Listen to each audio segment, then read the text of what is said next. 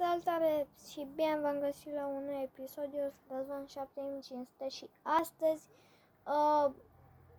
am schimbat puțin programul. Pentru că am pus acel videoclip cu programul canalului meu pe privat și l-am șters. Acum o să facem un nou program. Programul ăsta nu o să se mai schimbe. O să postez pe TikTok câte videouri vreau o dată la o zi, deci adică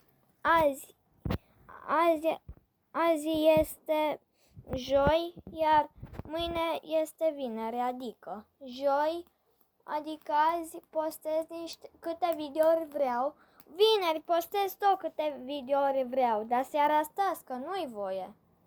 De seara de la 20 nu mai am voie să postez. Deci așa facem. Postez în fiecare zi, doar că la 20 nu mai postez nimic. Deci cam acesta a fost episodul. Am vrut să vă spun doar asta și pa, pa!